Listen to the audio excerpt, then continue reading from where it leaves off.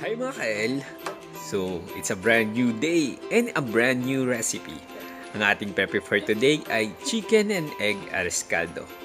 Perfect na almusal. So, ano pang hinihintay nyo? Let's start cooking!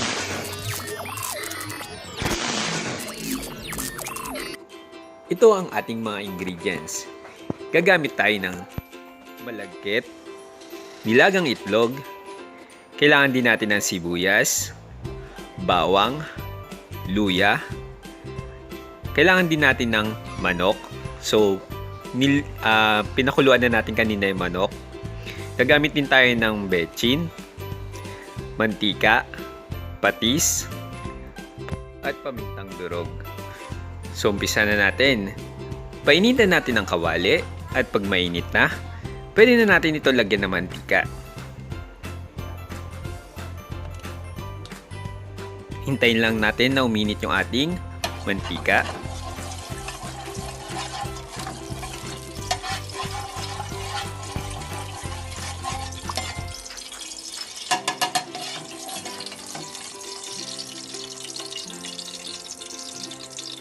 Pag mainit na yung ating mantika, pwede na natin ilagay yung ating bawang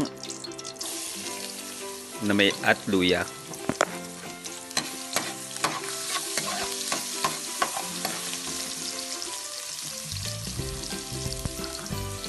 Pwede na rin natin ilagay yung ating sibuyas.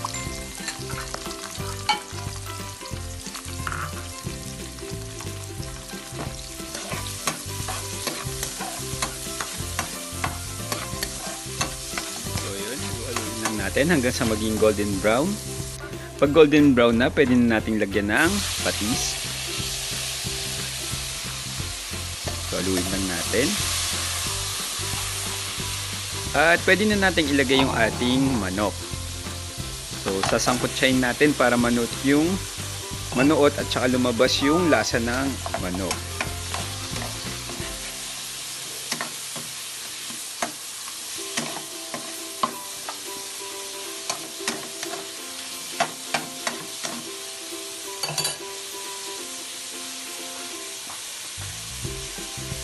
Ayan, nasangkutsa na natin. Pwede na natin ilagay yung ating malagkit.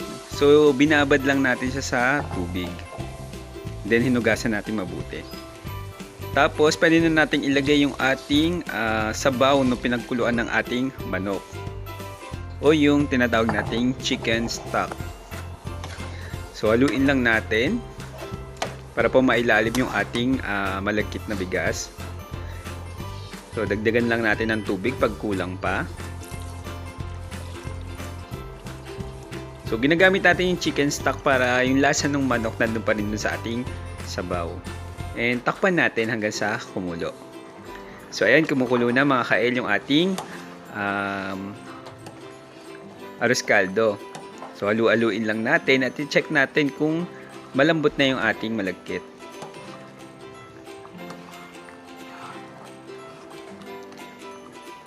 So, pwede na natin ilagay yung ating pamintang durog.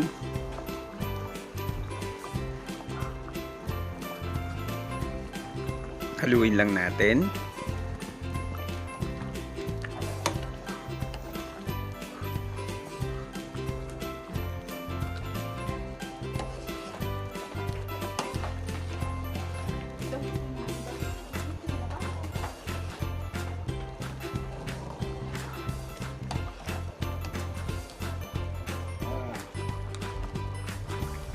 And pwede na nating lagyan ng thyme.